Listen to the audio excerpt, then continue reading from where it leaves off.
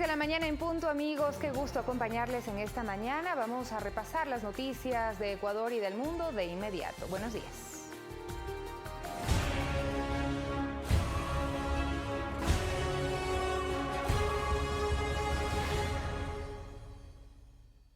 Debido a inestabilidad en su salud, se suspendió el traslado de Daniel Salcedo Bonilla desde el Hospital Guayaquil en el puerto principal, pese a que el contingente policial estaba listo en los exteriores de la Casa de Salud. Les tenemos el siguiente informe. El movimiento policial se intensificó a partir de las 17 horas de este jueves en los exteriores del Hospital Guayaquil en el puerto principal. Con el pasar de los minutos se cerraron los alrededores del nosocomio. Llegaron agentes del GIR y el Humo, 2 ambulancias. Todo para resguardar a Daniel Salcedo luego de que se aprobara su traslado a Quito para las 18 horas. Sin embargo, eran las 19 horas y el traslado no se daba, hasta que se confirmó la noticia. El traslado se suspendió. Canceló porque el paciente presentó una inestabilidad en su salud y los médicos decidieron que no contaban con las garantías y por eso se suspendió el traslado. Esto pese a que se conoció más temprano que, según un informe de Fiscalía y de un galeno del Ministerio de Salud, Salcedo estaba apto para ser trasladado. Sin embargo, la descompensación se dio de último minuto. Este viernes se volvería a evaluar su salud para reconsiderar el traslado. Eso es un tema de salud que lo pueden tomar el día de mañana tranquilamente, o cuando la salud de en este caso el detenido lo permite. Más temprano, Luz María Pico, quien se identificó como abogada de Daniel Salcedo, rechazó los informes médicos y señaló que su defendido no estaba en condiciones de ir a Quito. Trasladándolo a Quito, ahí sí corre peligro. Debe quedarse aquí en Guayaquil. Familiares de Salcedo Bonilla también llegaron al nosocomio. Rechazaron que el traslado sea vía terrestre y, a diferencia de lo que aseguró el juez en el caso de peculado, Reinaldo Ceballos, aseguran que nadie ha amenazado a Salcedo. ¿Hay alguien que haya amenazado su vida por esto? No, nada que ver, nada que ver. Tras la suspensión del traslado, las unidades, ambulancias y efectivos policiales se retiraron del nosocomio. Este traslado a Quito fue dispuesto por el juez Ceballos para que cumpla la prisión preventiva que se le dictó como vinculado en el caso de peculado por presunta red de corrupción en la compra de insumos en hospitales públicos de Guayaquil durante la emergencia sanitaria. En el momento la orden del juez es a la cárcel 4 de Quito y es lo que nosotros vamos a dar cumplimiento, el momento que las condiciones de salud del paciente así lo permitan. A Bonilla además se le tomaron versiones en la investigación previa que se mantiene por el presunto delito de fraude procesal. Luis Alfredo Zúñiga, Ecuador TV. 6 de la mañana con 2 minutos. El ministro de Defensa, Osvaldo Jarrín, afirmó que la responsabilidad del control del vuelo en el que intentó huir de la justicia Daniel Salcedo es de la Dirección de Aviación Civil y que las Fuerzas Armadas actúan como un regulador de segundo orden. Al rompecabezas sobre el intento de huida de Daniel Salcedo para evadir la justicia, por supuesto sobreprecios en la compra de insumos para el IES y que terminó en un accidente aéreo en el Perú, todavía le faltan piezas por descubrir. Una de ellas es la legalidad del vuelo. El ministro de Defensa, Osvaldo Jarrín, deslindó el control de las Fuerzas Armadas sobre ese viaje. Que los radares de la aviación civil registran y sale con todos los procedimientos legales que corresponde a un vuelo legal realizado por esta aeronave. Dijo que hay 2 sistemas de cobertura y protección del espacio aéreo y que el primero son los radares de la aviación civil. Hay comunicación con la torre de control. Para poder salir tiene plan de vuelo. Está la nómina de quienes van a salir, la matrícula de la aeronave, la bandera del Ecuador. Es decir, toda la identificación que corresponde, por consiguiente, que sea clandestino o no, es objeto de otra investigación. Que en segundo orden se encuentran las Fuerzas Armadas, actúan sobre vuelos no identificados. No registrados que no tienen denominación precisa. Entonces ahí se pone la acción y puede intervenir. En el presente caso salió con todas las regulaciones. No obstante, se puede hacer un seguimiento de lo que corresponda dentro de aviación civil. La aviación civil explica que la aeronave con matrícula ecuatoriana cumplió el plan de vuelo que presentó en la ruta Guayaquil-Isla Puná.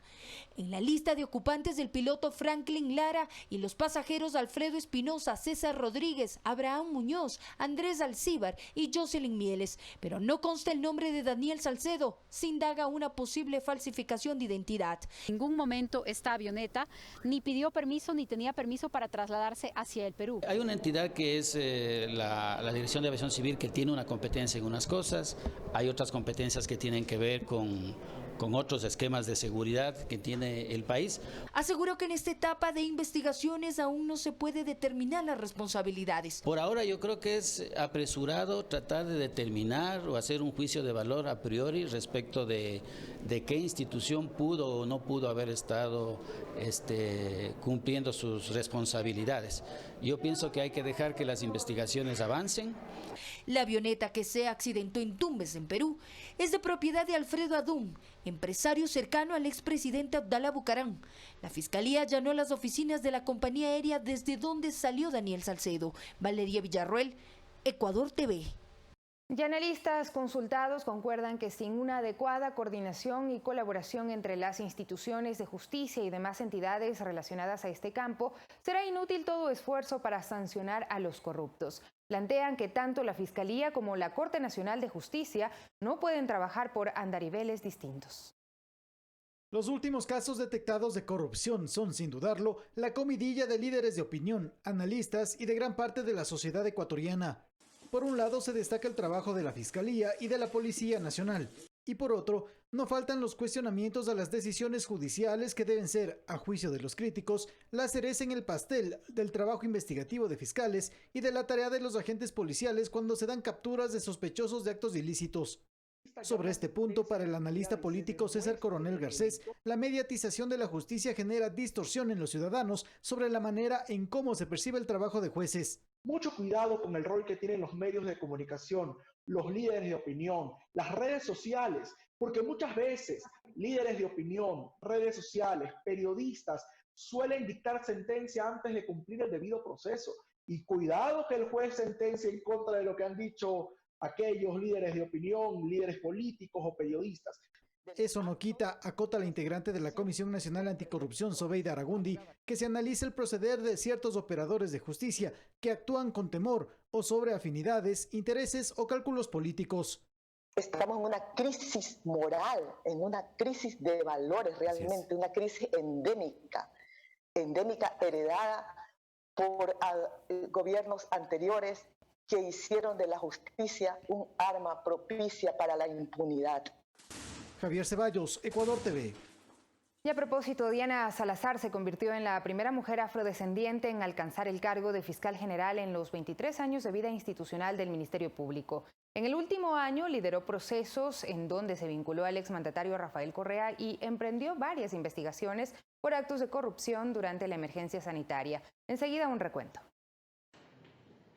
La imbabureña Lady Diana Salazar es funcionaria de la Fiscalía por más de 18 años.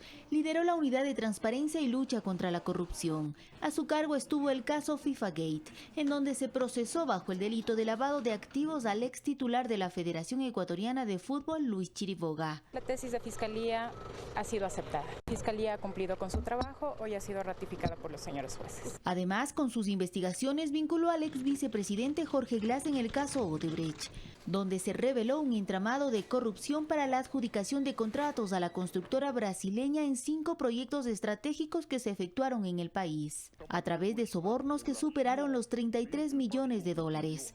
Este proceso concluyó con una sentencia condenatoria de 6 años por asociación ilícita. Por su trabajo en 2018 fue designada directora de la Unidad de Análisis Financiero y Económico, desde donde rastreó delitos financieros. En el caso de los hermanos Alvarado, en los meses anteriores se remitió ya un reporte de operaciones inusuales e injustificadas. Está ya en poder de Fiscalía.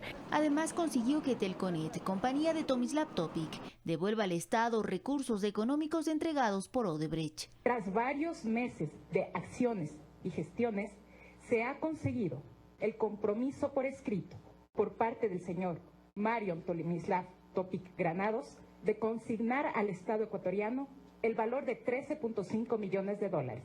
Como titular en la Fiscalía General emprendió varias investigaciones, entre ellas el caso Sobornos, donde develó una estructura delincuencial liderada por el expresidente Rafael Correa y quien a través de sus ministros recaudó dineros a cambio de contratos con el Estado ecuatoriano.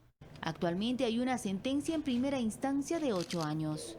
En los últimos días, Diana Salazar conformó una fuerza de tarea multidisciplinaria, encargada de investigar más de 50 casos de corrupción en la adquisición de insumos médicos durante la emergencia sanitaria. Figuras como el exmandatario Abdalá Bucaram, el prefecto del Guayas, Carlos Luis Morales, Daniel Salcedo, Daniel Mendoza, entre otras, son parte de los diversos procesos que actualmente emprende la Fiscalía. Olga Velasco, Ecuador TV. Y como parte de las acciones de combate a la corrupción, el rector de la Universidad de Guayaquil, Roberto Pazley, cuestionó el accionar de la Administración de Justicia en varios casos sobre irregularidades de docentes denunciados y sancionados por el alma mater. Desde la academia se propone que el Pleno de la Corte Constitucional deje sin efecto el resultado de la sentencia que convierte a los jueces en inimputables del delito de prevaricato sin poder ser sancionados ni sentenciados, además de la creación de juzgados especializados.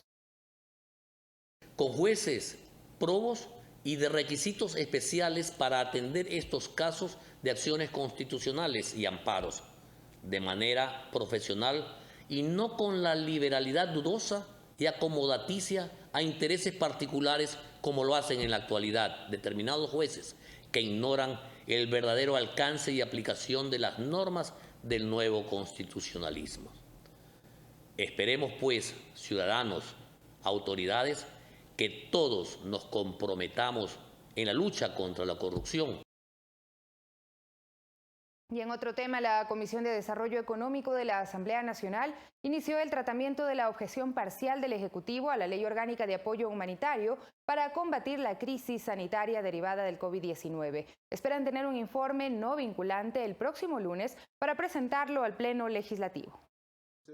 Este jueves, la Comisión Legislativa de Desarrollo Económico abocó conocimiento a las 32 objeciones enviadas por el Ejecutivo a la denominada Ley Humanitaria. En 3 horas, los asambleístas mostraron su consenso para allanarse en 18 articulados. Entre ellos están la rebaja de hasta el 25% en las pensiones educativas cuando un padre de familia se quede sin trabajo, la apertura para líneas de créditos productivos. En materia laboral, expresaron su acuerdo al cambio del Ejecutivo en la aplicación del contrato especial emergente y con ello que la propuesta de 2 años quede en 1 año, así como la reducción de la jornada de trabajo. Hemos avanzado, creo que en los temas que eran menos conflictivos. Vamos a actualizar la matriz en función de lo que hemos analizado el día de hoy. Les mandaríamos a ustedes, ¿no es cierto?, para que en la sesión del día lunes en la mañana, pues, podamos retomar los temas pendientes. Entre los temas que quedaron pendientes para análisis están la prohibición de la terminación de pólizas de salud y suspensión de su cobertura por mora, así como la interpretación del artículo 169 del Código de Trabajo, que trata del despido de trabajadores acogiéndose a fuerza mayor o caso fortuito. La disposición, tal como estaría planteada en el veto del Ejecutivo, yo creo que sí es un cambio de fondo y que amplía más bien la interpretación en función más de los empleadores que de los trabajadores. El espíritu de la ley puede salvar empleos y no buscar la posibilidad de salidas que pueden generar una regresión de derechos para los trabajadores. El presidente de la comisión, Esteban Albornoz, espera contar con un informe no vinculante para remitirlo al Pleno la próxima semana. Para votar el día, posiblemente el lunes en la tarde, ¿no? El texto que la comisión remita al Pleno de la Asamblea tiene 2 caminos de resolución: el allanamiento a los cambios del Ejecutivo o la insistencia al texto aprobado en el Legislativo.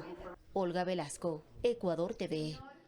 Y dentro del veto a la Ley de Apoyo Humanitaria se estableció que empleadores y trabajadores acuerden la reducción de la jornada laboral, la misma que durará 1 año y se podrá renovar únicamente por el mismo periodo. Se aclara que se sancionará a las empresas que hicieron mal uso de la figura de fuerza mayor para despedir sin indemnizaciones a los empleados en medio de la emergencia.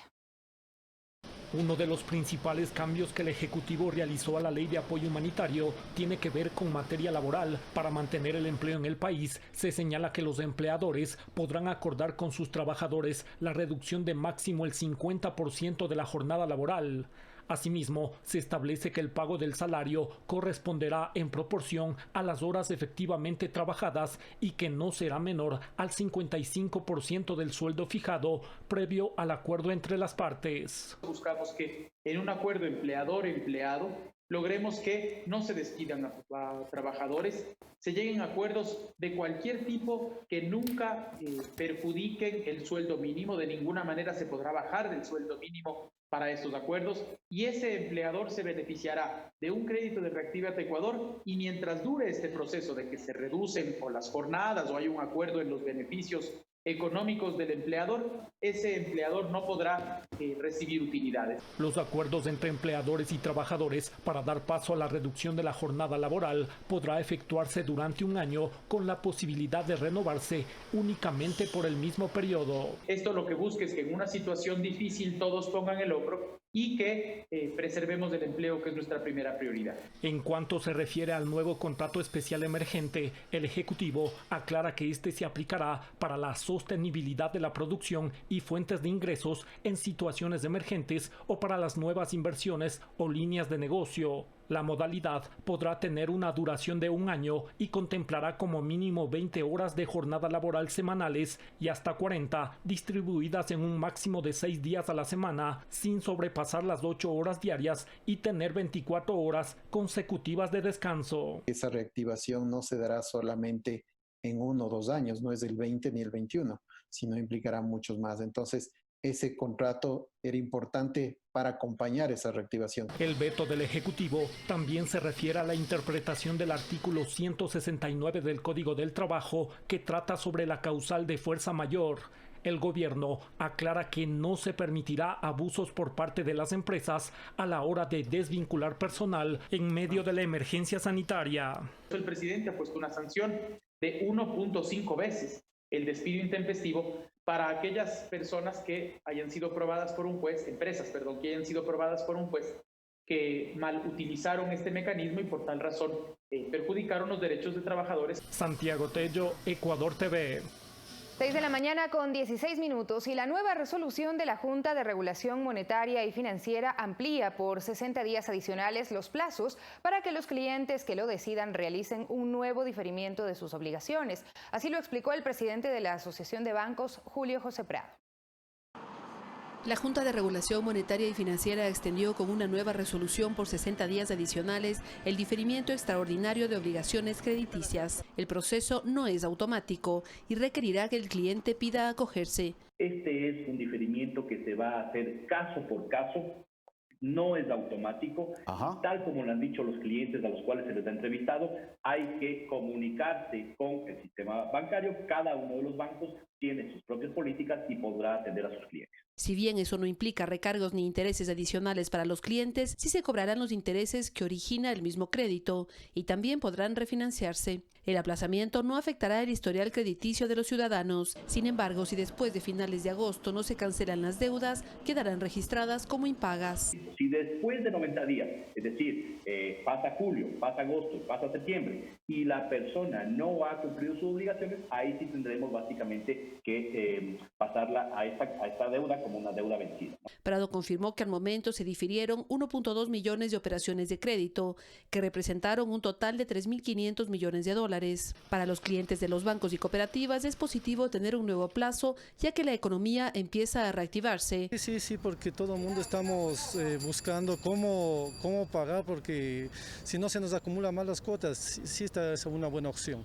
Ya que ninguno de nosotros hemos esperado este tipo de pandemias que nos acogen, muy de acuerdo. Agradecerles también a la banca privada que nos den ese tipo de facilidades, ¿no? Verónica Rivadeneira, Ecuador TV. Y el ministro de Defensa, Osvaldo Jarrín, anunció que la deuda del Estado al Instituto de Seguridad Social correspondiente a la actual administración está cubierta y que se cancelaron las pensiones de mayo. Sobre el pasivo histórico, dijo que también se tiene un acuerdo de pago. En total, el valor de la deuda del Estado hacia el ISFA suma 500 millones de dólares. El ministro de Defensa y presidente del Consejo Directivo de la institución, Osvaldo Jarrín, la divide en 2 tramos. 283 millones se arrastra desde el año 2014 y en 220 millones del presente año. Sobre los 220 millones de dólares correspondientes a la actual administración, el acuerdo fue inmediato, al punto que ya se hizo efectivo. Por ello se realizó la acreditación y los pensionistas del ISFA comenzaron a recibir sus pensiones de mayo. 70 millones de dólares a través de CETES 127 millones en bonos y nos pone al día. La deuda restante, aunque heredada, asegura Jarrín, también es una obligación. Y sobre esos 283 millones existe ya un acuerdo. Tenemos una actitud positiva del Ministerio de Finanzas para poder hacer un acuerdo de reconocimiento, de cruce de cuentas, de convalidación de deudas y asumir el pago. Todo el proceso ha tenido la auditoría de la Superintendencia de Bancos y junto a la transparencia del proceso, el objetivo de las autoridades ha sido velar por los intereses institucionales. Alex Llanos, Ecuador TV.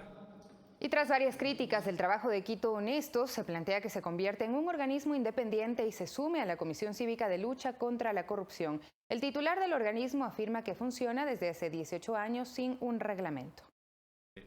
Cuestionan la ausencia de Quito Honesto para alertar acerca de los actos de corrupción que han sacudido a las administraciones municipales. Por ejemplo, la investigación de una red de pagos ilegales para permisos de operación de taxis o los contratos con Odebrecht para la construcción del metro de Quito y la Ruta Viva, la adquisición de pruebas PCR y las licitaciones para obras de repavimentación. El presidente del organismo, Michel Rowland, señala que para detectar irregularidades en compras públicas su trabajo debería iniciar desde la primera fase y que en el caso de la emergencia sanitaria no se cumplió. Nosotros podemos pedir que un proceso se pare cuando está en esa etapa precontractual, inclusive cuando se quiere asignar a algún contratista o alguna empresa, en algunos temas hemos dicho no es adecuado. La entidad también recepta denuncias sobre ilícitos. Según la página web, en el año 2018 recibieron 136, pero solo se calificaron 40. De ciudadanos, de los propios funcionarios del municipio. La misión de Quito Honesto es prevenir, identificar e investigar las acciones u omisiones que implicaren corrupción en todas las entidades y dependencias del municipio metropolitano de Quito. Me atrevo por resultado de decir que ¿dónde ha estado Quito Honesto? Rowland muestra la realidad del organismo que dirige desde 2019. Tras 18 años de funcionamiento no existe un reglamento que norme a Quito Honesto o estipule el tiempo en que cada representante debe ejercer sus funciones. Seguimos utilizando las normativas, las reglas que Simón Espinosa planteó en su momento como presidente de Quito Honesto. Ordenanza 116 del 2004 fue subsumida en el Código Municipal del 2019. Tiene 5 representantes. El del alcalde Michel Rowland es el presidente. Paulina Cadena representa a las universidades. Santiago Rivadeneira a la sociedad civil. Marco Carrión a la Cámara de la Producción. Y Lucía Neira a la Cámara de la Construcción. Tiene un total de 35 funcionarios. Habría cerrado Quito Honesto y habría pedido que sea una rama de la Comisión Anticorrupción Nacional. Y creo que es hora de replantear esto. De hecho, desde que estoy aquí hemos estado en conversaciones de cómo fortalecer, mejorar. Valeria Villarroel, Ecuador TV. 6 de la mañana con 22 minutos. Es momento de hacer una pausa, pero de regreso tenemos más noticias, así es que quédese con nosotros en Telediario.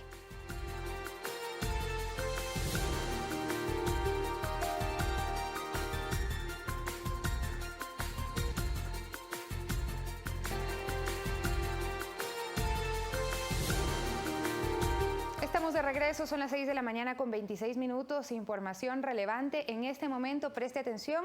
El presidente de la República, Lenín Moreno, publicó un tuit esta mañana y dice: se espera más caída de ceniza por la actividad del volcán Sangay. Recuerden tomar las precauciones necesarias. Ecuador Prevenido es el hashtag que utiliza, y esto a propósito del comunicado de la Secretaría de Gestión de Riesgos. El Servicio Nacional de Gestión de Riesgos y Emergencias informa que desde la noche de lunes hasta el jueves 11 de junio se ha registrado la caída de ceniza volcánica en varios cantones del país, producto de la actividad eruptiva del volcán Sangay. El Instituto Geofísico, en el informe emitido el 11 de junio a las 19:41, da a conocer que se observa una nube de ceniza de aproximadamente 2.800 metros sobre el nivel del cráter, que se dirige al sur-occidente del volcán. En comunicados anteriores se explica que este fenómeno ha sido persistente dentro del actual periodo eruptivo que inició en mayo de 2019. Con base en el informe del Instituto Geofísico, se prevé en las próximas horas una eventual caída de ceniza en las zonas ubicadas en el trayecto de esta nube por efecto de las corrientes de viento, mismas que pueden variar su dirección debido a las condiciones meteorológicas. Varios de los cantones que han registrado caída de ceniza en los últimos días en las provincias de Chimborazo, Guayas, Los Ríos, Morona, Santiago y Cañar podrían verse afectados nuevamente. Pedimos a la ciudadanía mantener la calma y tomar las debidas precauciones, como cubrirse la boca y nariz con mascarilla para evitar respirar partículas de ceniza, no frotarse ojos o lavarse con agua limpia, recoger la ceniza y depositarla en una funda de basura. Estas son las recomendaciones que hace el Servicio Nacional de Gestión de Riesgos a propósito de la caída de ceniza y de este proceso eruptivo del volcán Sangay. Vamos a continuar con más noticias. En Ecuador se registran otras patologías que se suman a la crisis sanitaria. Los miembros del Foro de la Salud señalan que la caída de ceniza del volcán Sangay, un rebrote de sarampión y enfermedades asociadas al COVID-19 agravarán la situación de los pacientes con riesgo. Según el neumólogo José Ulloa, oler u olfatear las cenizas volcánicas podría causar graves daños en la salud, en especial en niños y adultos mayores. El sílice es una partícula muy dañina que cuando el macrófago alveolar la inglute o se la ingiere, comienza la cadena de destrucción de este macrófago por la liberación de citocinas. Por ende, comienza la cascada de la inflamación de una forma crónica y lenta. ¿Quiénes son los pacientes que más sufren de esta patología? El pequeño paciente y el paciente grande, o sea, nuestros pacientes longevos. ¿Pero por qué? Porque el pequeño por vida pequeña y el paciente longevo porque tiene enfermedades o comorbilidades asociadas. Un problema que podría empeorar si se le suma la patología del COVID-19. Como es tan pequeño, se mete en nuestras casas, se impregna en la malla metálica, se mete en nuestros autos y por ende aumenta los procesos inflamatorios no bacterianos de la vía aérea. Los crónicos, por ejemplo, los asmáticos, la enfermedad pulmonar obstructiva crónica o aquellos pacientes convalecientes de coronavirus, vamos a tener problemas. Según la Organización Mundial de la Salud, OMS, en América Latina también hay otras alertas epidemiológicas que ya se registran en el país. El doctor Washington Alemán se refiere a un rebrote del sarampión. Un nuevo boletín de alerta epidemiológica para tratar de reforzar la vigilancia, incentivar a la vacunación, que probablemente sea una de las enfermedades que con inmunoprevenibles, observar, implementar hacia otras enfermedades, en este caso como el sarampión. No nos olvidemos tampoco del dengue, el cual también en la región de las Américas y sobre todo en países tropicales como el nuestro, también tenemos que fortalecer, también tenemos que mejorar la vigilancia epidemiológica. Y aunque los expertos también desmienten un rebrote de coronavirus en Guayaquil, advierten. En rojo y parecía que estábamos en amarillo. Ahora estamos en amarillo y parecemos que estamos en verde. Del agente infeccioso no es el problema. Estamos viendo es el problema del comportamiento de la gente. Pero tenemos que seguir machacando y diciéndole a la gente que tiene que cumplir las normas de bioseguridad. Mariuxi Buenaño, Ecuador TV.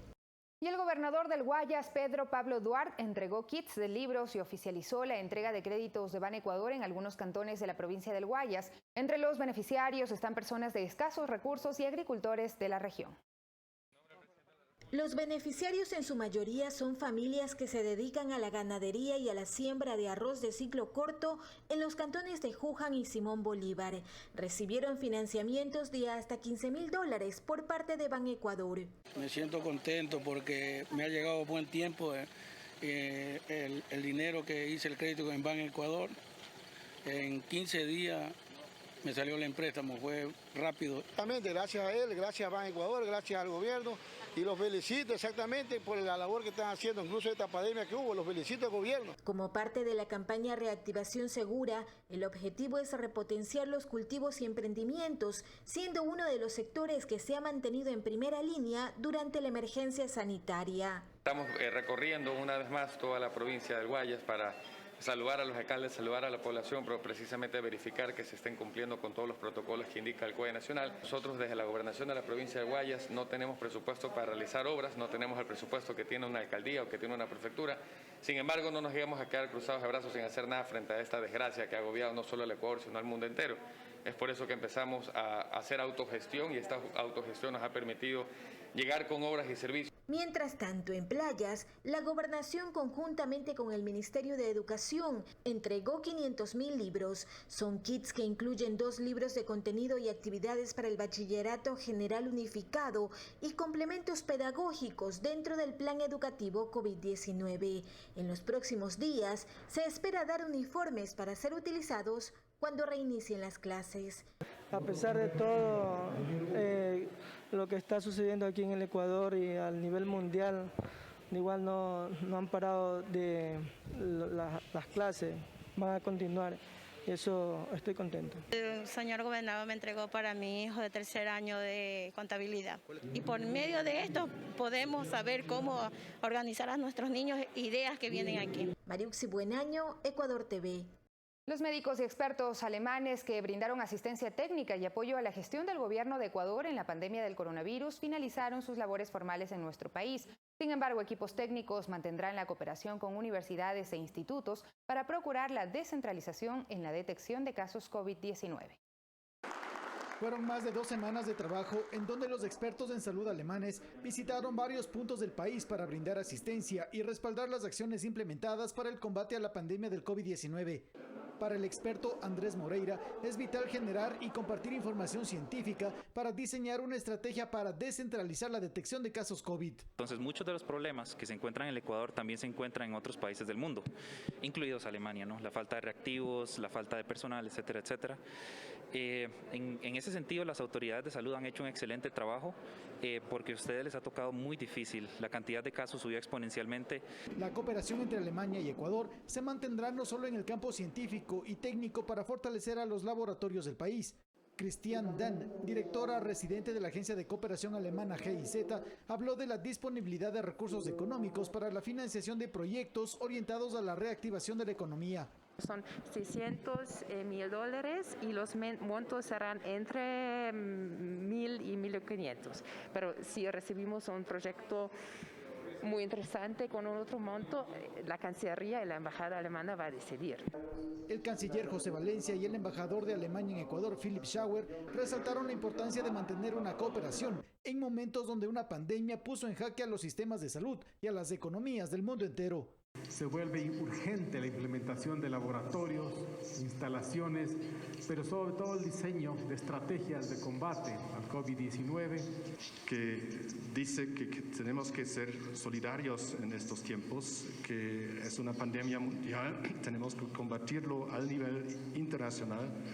Parte de esa cooperación alemana se expresó inicialmente con la donación del gobierno alemán de 100.000 pruebas de diagnóstico PCR. Javier Ceballos, Ecuador TV. 6 de la mañana con 35 minutos y después de estar varios meses confinados por la pandemia, hay personas que podrían experimentar ansiedad y miedo de salir a las calles. Un psicólogo nos explica cómo superar esa sensación de temor después del periodo de aislamiento. La fiebre de la cabaña fue un problema mental de principios del siglo XX que sufrían los que vivían dentro de espacios estrechos y aislados. No obstante, sin que esto implique necesariamente una enfermedad mental, actualmente las personas pueden experimentar temor de volver a salir de casa después de un largo periodo de encierro por la pandemia. Muchos podrían experimentar incluso miedo de pisar el umbral de su casa. Pero esto tiene una explicación, indica Pedro Flor, docente de psicología de la Universidad de las Américas. Y hemos estado bastante lejos de tantas presiones, porque en realidad hubo una cierta flexibilidad financiera. Los trabajos dieron un distanciamiento muy importante, aunque se incrementó el trabajo virtual, sí.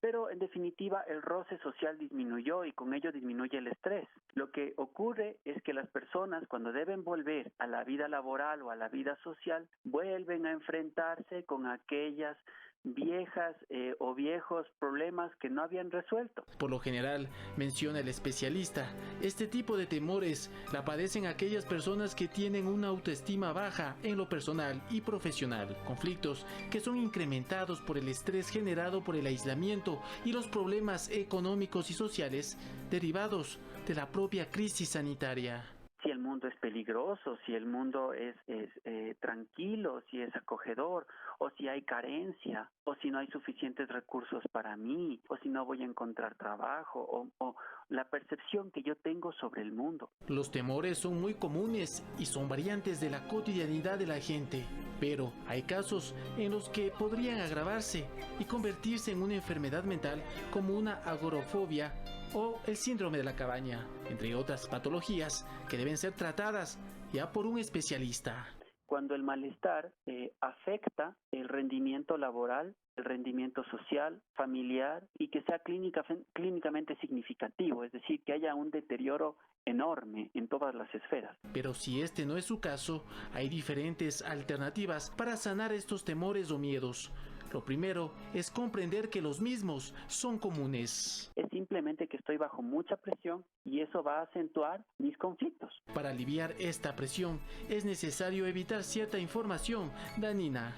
Más bien recibir información positiva, edificante, fortalecedora del yo. Finalmente, realizar actividades deportivas y de relajación mental. Juan Carlos Figueroa, Ecuador TV.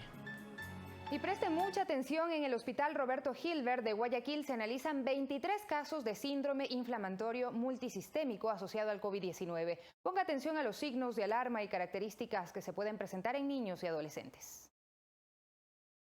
El 15 de mayo, la Organización Mundial de la Salud alertó sobre este síndrome asociado al coronavirus. En el Hospital Roberto Gilbert de Guayaquil se registran 23 casos atendidos de manera oportuna. La infectóloga pediatra Joyce Andrade informó el deceso de 5 menores que tenían enfermedades existentes. Hemos tenido 5 casos de niños fallecidos que en realidad han tenido de base otras enfermedades, ¿no?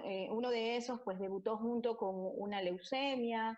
En otros casos tuvimos unos niños con afectación cardíaca. Entre los síntomas y características se destacan fiebre, mucosidad, inflamación en piel y garganta, presión baja, insuficiencia cardíaca, dolor abdominal, vómito o diarrea. Sin embargo, no todo menor que los presenta puede padecer este síndrome. Pero son señas de las cuales nos valemos los médicos para decir que la circulación chiquita está inflamada por dentro. Y así como en la superficie del cuerpo hay moco, en el interior del organismo se comienza a coagular la sangre y a tapar los vasos chiquitos, que es el problema. El doctor Bosco Alcíbar, pediatra integral, señala que el síndrome inflama la parte interna del cuerpo y los vasos sanguíneos del corazón. Es una situación que se da probablemente por intervenir con cosas inadecuadas en el niño. La infectóloga Andrade indicó cómo se confirma la permanencia del síndrome en niños y adolescentes. Sí, dentro de los criterios para el síndrome está la presencia del nexo epidemiológico, que es el contacto con una persona con COVID-19, y además la presencia de una prueba positiva, anticuerpos o hisopado nasofaríngeo. Es importante destacar que el 80% de los niños son asintomáticos. Por ello, lo recomendable es no automedicarse y mantener las normas de higiene. Guadalupe Ayoví, Ecuador TV. Y a través de su portal de datos abiertos, el Servicio Nacional de Contratación Pública ofrece información acerca de la contratación en la emergencia sanitaria. Según datos de la institución, hasta el momento se destinaron 188 millones de dólares para la compra de insumos médicos, kits alimenticios y otros ítems. El portal de datos abiertos del CERCOP ofrece información actualizada acerca de las compras públicas realizadas durante la emergencia sanitaria. Según la información nacional, el monto de contrataciones realizadas hasta el momento suma $188.682.559 dólares. Participaron 893 entidades que realizaron 5.606 contrataciones. Según Silvana Vallejo, directora de la entidad, este portal permite transparentar la información. Esta plataforma de información constituye la herramienta básica básica y en información primaria para todo tipo de investigación e información que está al alcance de todos los ciudadanos. Las provincias que lideran el ranking en las contrataciones son Pichincha con $64.934.338, Guayas con $60.343.811 y le sigue Manabí con $8.320.670. Es obligación de las entidades públicas registrar la información detallada acerca de las contrataciones,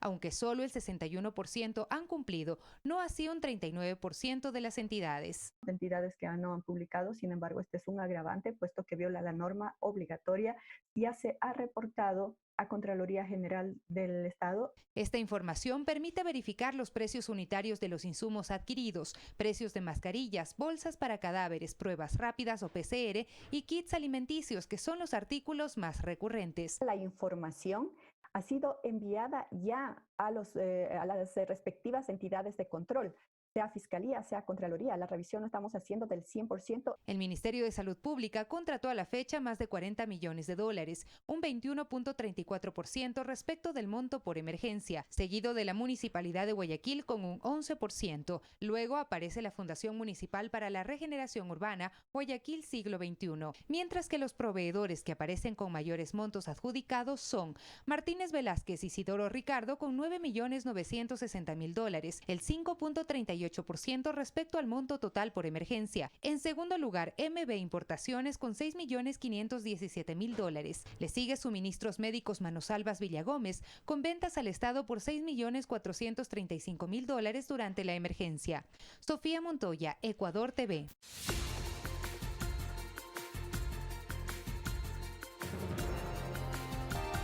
Y les contamos que el ministro de Producción, Comercio Exterior, Inversiones y Pesca, Iván Ontaneda, recorrió la provincia de El Oro. El secretario de Estado visitó las instalaciones de Gilport, que para el 2021 incorporará su actividad al comercio exterior. Con una inversión de $241 millones, Gilport, en Puerto Bolívar, provincia de El Oro, se prepara para abrirle las puertas a las exportaciones para el 2021. En Puerto Bolívar, en el proyecto de Gilport, en el puerto Gilport, estamos verificando toda la logística internacional de comercio exterior y nos da mucha alegría saber que las inversiones en el Ecuador continúan. Gilport es una empresa seria, una empresa que sigue creyendo en el país. Y nosotros como Gobierno Nacional estamos para impulsar estos proyectos. Con una modernización de sus equipos e instalaciones, se busca convertir a la provincia verde en una zona de desarrollo económico y en otro motor productivo del país. La actividad portuaria en El Oro genera 2.400 plazas de empleo directo e indirecto. Dentro de su área de influencia, tiene las exportaciones de la segunda zona más importante en la producción de banano y camarón, además de la mayoría de los envíos de minerales del sur ecuatoriano. Proyectos que van a generar muchas oportunidades, no solamente para la provincia, sino para el Ecuador entero. Esta es una logística importante, una ubicación geográfica que estoy seguro va a generar encadenamientos productivos, no solamente para banano, sino que otros productos tienen que exportarse desde Puerto Bolívar. Las importaciones, las exportaciones, en fin, el comercio internacional, vamos a dinamizarlo desde Puerto Bolívar. Según la Cámara Marítima del Ecuador, Puerto Bolívar registró un incremento del 24% en el movimiento de carga entre enero a mayo de 2020 con relación al 2019. A fines de este año, su muelle se ampliará de 6 a 450 metros de longitud. En septiembre, se prevé la llegada de 2 grúas Pórtico Post Panamax y 8 RTG grúas eléctricas de patio. Mariuxi Buenaño, Ecuador TV. 6 de la mañana con 49 minutos. OCP Ecuador suspendió el transporte de petróleo del 11 al 14 de junio como medida preventiva ante el avance de la erosión regresiva en el río Quijos. Los servicios de recepción de crudo y despacho a buques para exportación no se verán afectados con esta paralización. En estos días se drenarán más de 20.000 barriles a través de 4 puntos, de donde se extraerá el petróleo de la tubería para cargarla en carrotanques, de manera que el crudo sea trasladado a la estación Amazonas. El gerente de movimiento de crudo de OCP Ecuador, Guillermo Freire, indicó que se garantiza la recepción y el despacho de crudo.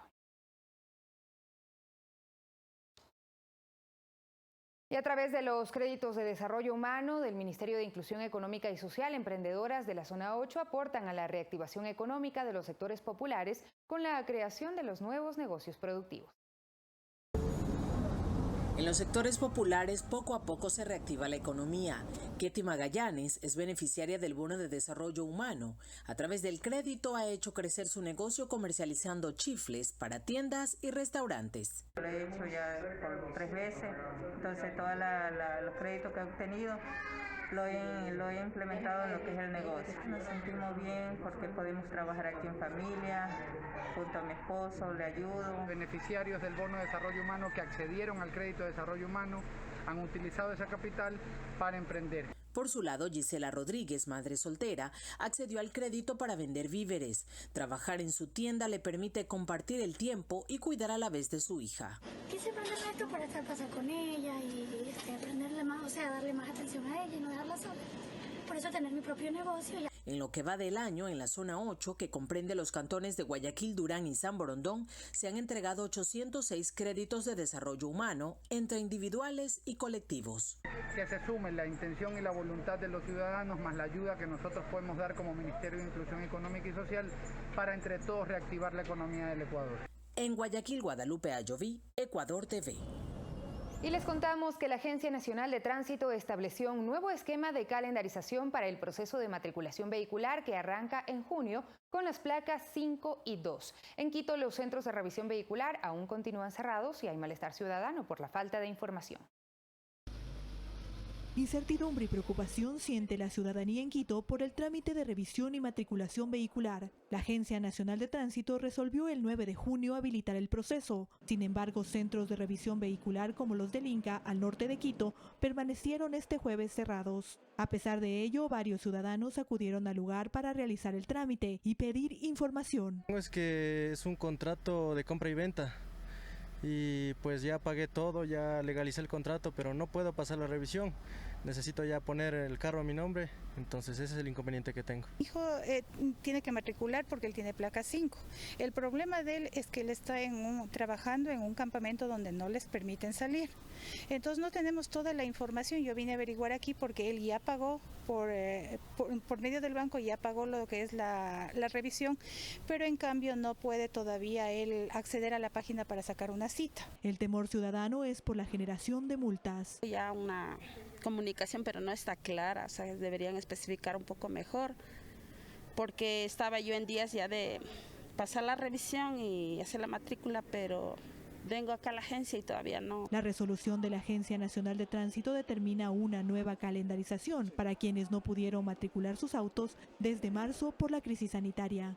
En el mes de junio estarán habilitados para realizar el proceso los propietarios de vehículos cuya placa terminen en 5 y 2. En julio, en cambio, estará disponible para 6 y 3. En agosto, 7 y 4. Septiembre, 8 y 2. Octubre, 9 y 3. Noviembre, 0 y 4. Mientras que en diciembre podrán realizar el trámite los vehículos rezagados. Los procesos de matriculación estarán sujetos al cambio de semaforización en provincias y cantones que establezca el Comité de Operaciones de Emergencia. La entidad de control establece que únicamente las multas se cobrarán si no se accede a esta nueva calendarización. Marielena Vaca, Ecuador TV.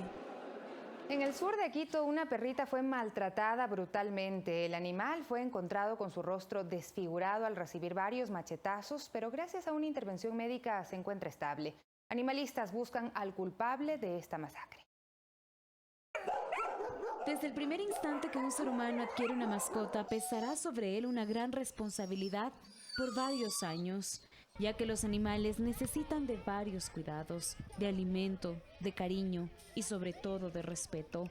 Algo que no existió en el caso de esta perrita de 4 años, que llegó a una clínica veterinaria con 6 cortes en su rostro, al parecer realizados con un machete, y desfiguraron la carita de este animal. Esto fue por el sector del Camal Metropolitano. La perrita llegó a golpear la puerta de un señor que la alimentaba. Tengo entendido que la perrita era como comunitaria. El señor como que se quiso hacer cargo de la perra en algún momento y llegó otra persona a decirle que la perra era de ella o de él. se llevó la perrita llegó en estas condiciones unos meses más tarde, ¿no? Y uno de los machetazos entró por detrás del ojo derecho y seccionó lo que es el nervio óptico. Hicimos una reconstrucción de toda su cara y de todo su cráneo. La cirugía comenzó aproximadamente a las 2 de la tarde, terminamos sobre las 7:30 de la noche. El machetazo más grande, que fue el que atravesó el hueso frontal, casi llega a lo que es el encéfalo, lo que es el cerebro. Por suerte no lo pasó. Su pronóstico pasó de ser de reservado a bueno. La perrita está recibiendo suero permanentemente para que no se deshidrate y se limpia constantemente la herida. Rescatistas de Acción Animal Ecuador piden a la ciudadanía su colaboración para encontrar a quien causó este daño. Es un caso que se ha vuelto bastante viral y no ha aparecido muchas personas a decirnos nada, que se nos hace súper raro. Normalmente siempre hay testigos de los hechos, lo que nos obliga, digamos, a llevar una investigación más a fondo. Necesitamos apoyo de todos los medios de comunicación posibles, de todas las redes sociales posibles, para que llegue a más personas y encontrar a la persona que lo hizo, porque alguien capaz de una cosa así no puede estar suelto, no puede estar en las calles. En Ecuador, las sanciones al maltrato animal se endurecieron con las reformas aprobadas el pasado 17 de septiembre del 2019 al Código Orgánico Integral Penal (COIP). El maltrato animal podrá sancionarse con cárcel de entre 6 meses a 1 año. Si se provoca la muerte del animal, la pena puede llegar hasta 3 años de pena privativa de libertad. Además, se tipificó el abandono y el maltrato a animales sin causar lesiones a sanciones de hasta 100 horas de trabajo comunitario. Ahorita es muy noble, se socializa muy bien y su pronóstico a largo plazo y a mediano plazo con una familia es espectacular, porque tiene un carácter muy bueno la película. En el caso de que usted quiera colaborar con parte de los gastos generados para la atención médica de esta perrita, puede comunicarse directamente con el Facebook de Acción Animal Ecuador. En 3 semanas la perrita saldrá de la clínica veterinaria y estará dispuesta a recibir el amor de una nueva familia que la adopte y que ayude a borrar esas fuertes cicatrices. Carla Arcentales, Ecuador TV.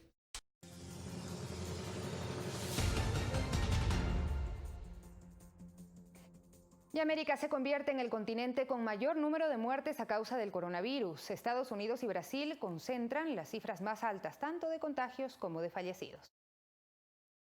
El continente americano superó a Europa en el número de muertos por el nuevo coronavirus, con aproximadamente 186.000 fallecidos desde el inicio de la pandemia. Y es que el virus avanza con fuerza en Occidente. Estados Unidos es el país con mayor número de contagios en el mundo y la cifra sigue en aumento debido a la reapertura económica y las manifestaciones de las últimas semanas. California se convirtió en uno de los nuevos focos, con más de 133.000 contagios, mientras Nueva York consiguió frenar el avance del virus. No obstante, el país ya alcanzó los 113.700 muertos a causa de la enfermedad. En América Latina, Brasil es el país más afectado, superando los 800.000 casos confirmados de COVID, y le siguen otras naciones como Perú y Chile. Aunque hoy todos estos estados ponen sus esperanzas en vacunas que se empezarán a probar el próximo mes. El gobernador de São Paulo, en Brasil, João Doria, anunció la firma de un acuerdo con la farmacéutica Sinovac Biotech para producir el inmunizador. El alto número de casos en toda América preocupa a la ciudadanía. En Brasil, por ejemplo, activistas cavaron un centenar de tumbas en la playa de Copacabana a modo de protesta al manejo de la crisis por parte del Estado, ya que el gigante latinoamericano se acerca a los 41.000 muertos sin que el pico de la pandemia llegue. Coralía Pérez, Ecuador TV. Y expertos pronostican un nuevo brote de coronavirus en Estados Unidos tras las manifestaciones de las últimas semanas en las que los ciudadanos no respetaron el distanciamiento social. No obstante, la Secretaría del Tesoro asegura que el país no cerrará su economía en caso de una segunda ola. Natalie Salas, de nuestra cadena aliada La Voz de América, amplía esta información. Estados Unidos sobrepasó la barrera de los 2 millones de casos de coronavirus y cerca de 113.000 personas que han fallecido, según la Universidad Johns Hopkins. Autoridades sanitarias advierten además que en 2 semanas podría verse un número incluso mayor cuando haya pasado el tiempo de incubación de los 14 días luego de las protestas, ya que durante las mismas no se mantuvo el debido distanciamiento físico. Como resultado de la pandemia en el área económica, la Reserva Federal de Estados Unidos anunció que las proyecciones proyecciones para el Producto Interno Bruto y para la tasa de desempleo del país hasta el año 2022 indican que será un periodo de incertidumbres y crisis, con una contracción de al menos 6,6% del Producto Interno Bruto y una tasa de desempleo que rozaría el 9,3% para finales del año 2020. En otros temas, el presidente Donald Trump se mostró en desacuerdo de cambiar el nombre de instalaciones militares que fueron bautizadas años atrás en honor a militares confederados y que ahora se han convertido en un símbolo que recuerda el pasado racista del país. En un texto firmado por el mandatario y leído por la portavoz de prensa de la Casa Blanca, Kayleigh McEnany, se dejó claro que no se va a modificar nada de lo que haya sido parte de la historia de Estados Unidos.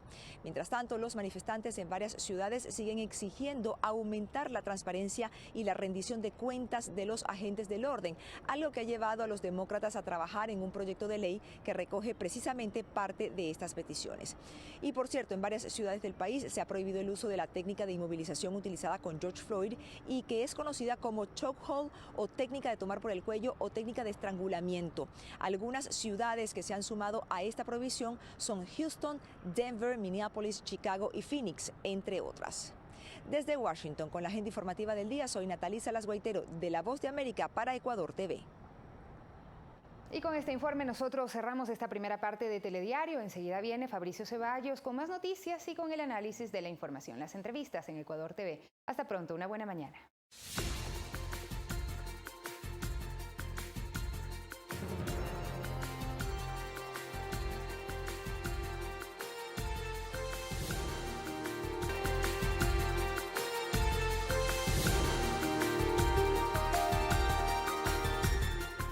Viernes 12 de junio de 2020. Amigos y amigas, muy buenos días. Gracias por seguir con nosotros aquí en Telediario.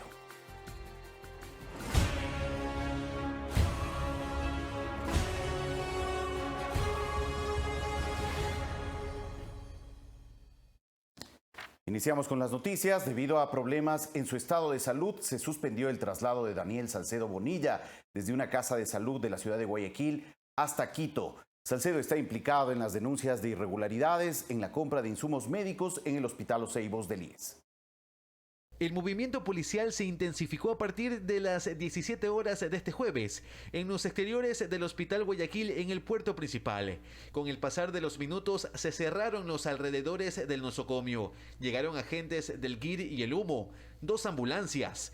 Todo para resguardar a Daniel Salcedo luego de que se aprobara su traslado a Quito para las 18 horas. Sin embargo, eran las 19 horas y el traslado no se daba, hasta que se confirmó la noticia. El traslado se suspendió. Canceló porque el paciente presentó una inestabilidad en su salud y los médicos decidieron que no contaban con las garantías y por eso se suspendió el traslado. Esto pese a que se conoció más temprano que según un informe de Fiscalía y de un galeno del Ministerio de Salud, Salcedo estaba apto para ser trasladado. Sin embargo, la descompensación se dio de último minuto. Este viernes se volvería a evaluar su salud para reconsiderar el traslado. Es un tema de salud que lo pueden tomar el día de mañana tranquilamente, o cuando la salud de en este caso el detenido lo permite. Más temprano, Luz María Pico, quien se identificó como abogada de Daniel Salcedo, rechazó los informes médicos y señaló que su defendido no estaba en condiciones de ir a Quito. Trasladándolo a Quito, ahí sí corre peligro. Debe quedarse aquí en Guayaquil. Familiares de Salcedo Bonilla también llegaron al nosocomio. Rechazaron que el traslado sea vía terrestre y, a diferencia de lo que aseguró el juez en el caso de peculado, Reinaldo Ceballos, aseguran que nadie ha amenazado a Salcedo. ¿Hay alguien que haya amenazado su vida por esto? No, nada que ver, nada que ver. Tras la suspensión del traslado, las unidades, ambulancias y efectivos policiales se retiraron del nosocomio. Este traslado a Quito fue dispuesto por el juez Ceballos para que cumpla la prisión preventiva que se le dictó como vinculado en el caso de peculado por presunta red de corrupción en la compra de insumos en hospitales públicos de Guayaquil durante la emergencia sanitaria. En el momento la orden del juez es a la cárcel 4 de Quito y es lo que nosotros vamos a dar cumplimiento, el momento que las condiciones de salud del paciente así lo permitan. A Bonilla además se le tomaron versiones en la investigación previa que se mantiene por el presunto delito de fraude procesal. Luis Alfredo Zúñiga, Ecuador TV. 7 de la mañana, 7 minutos, y sobre este tema el ministro de Defensa Osvaldo Jarrín afirmó que la responsabilidad del control del vuelo en el que intentó huir de la justicia Daniel Salcedo es de la Dirección de Aviación Civil y que las Fuerzas Armadas actúan como un regulador de segundo orden. Al rompecabezas sobre el intento de huida de Daniel Salcedo para evadir la justicia por supuestos sobreprecios en la compra de insumos para el IES y que terminó en un accidente aéreo en el Perú, todavía le faltan piezas por descubrir. Una de ellas es la legalidad del vuelo. El ministro de Defensa, Osvaldo Jarrín, deslindó el control de las Fuerzas Armadas sobre ese viaje. Los radares de la aviación civil registran y sale con todos los procedimientos legales que corresponde a un vuelo legal realizado por esta aeronave. Dijo que hay 2 sistemas de cobertura y protección del espacio aéreo y que el primero son los radares de la aviación civil. Hay comunicación con la torre de control. Para poder salir tiene plan de vuelo. Está la nómina de quienes van a salir, la matrícula de la aeronave, la bandera del Ecuador. Es decir, toda la identificación que corresponde. Por consiguiente, que sea clandestino o no, es objeto de otra investigación. Que en segundo orden se encuentran las Fuerzas Armadas. Actúan sobre vuelos no identificados. No registrados, que no tienen denominación precisa. Entonces, ahí se pone la acción y puede intervenir. En el presente caso salió con todas las regulaciones. No obstante, se puede hacer un seguimiento de lo que corresponda dentro de aviación civil. La aviación civil explica que la aeronave con matrícula ecuatoriana cumplió el plan de vuelo que presentó en la ruta Guayaquil-Isla Puná. En la lista de ocupantes del piloto Franklin Lara y los pasajeros Alfredo Espinosa, César Rodríguez, Abraham Muñoz, Andrés Alcíbar y Jocelyn Mieles. Pero no consta el nombre de Daniel Salcedo. Se indaga una posible falsificación de identidad. En ningún momento esta avioneta ni pidió permiso ni tenía permiso para trasladarse hacia el Perú. Hay una entidad que es la Dirección de Aviación Civil, que tiene una competencia en unas cosas, hay otras competencias que tienen que ver con otros esquemas de seguridad que tiene el país.